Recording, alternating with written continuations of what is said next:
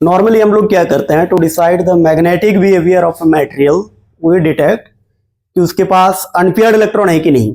जब हम ये चीज एटम में डिसाइड करते हैं तो इससे पता चलता है कि अनपेयर्ड इलेक्ट्रॉन है कि नहीं।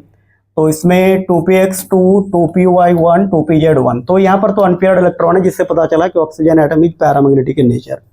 जब कंपाउंड की बात आते हैं, जस्ट लाइक NO2, तो we detect the presence of paired और unpaired electron by this process. तो ये 4 इलेक्ट्रॉन खर्चा करने के बाद एक बच रहा, तो ये पैरामैग्नेटिक। अभी बात होता है O2 का।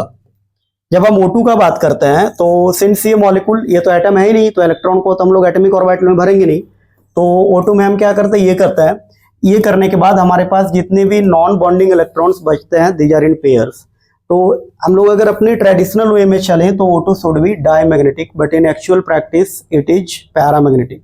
इससे क्या पता चला कि by drawing the structure and by looking the number of bonding and non bonding electrons, by looking the number of non-bonding electrons, we can't easily detect the magnetic behavior of the molecules. It's possible in atoms. Atom में क्या हो रहा है, हम उसको orbital में भर रहे हैं। Therefore in molecule we also require orbitals to fill the electron, ताकि हम क्लियर पता कर पाएं कि उसमें अनपेयर्ड इलेक्ट्रॉन है कि नहीं। अब जब हमें मॉलिक्यूल में इलेक्ट्रॉन्स भरने हैं तो हम एटॉमिक ऑर्बिटल्स में तो भर नहीं सकते हैं, हमें मॉलिक्यूलर ऑर्बिटल्स चाहिए। And the generation and formation of molecular orbitals come out from a theory that is called molecular orbital theory. चलिए, ये ठीक था।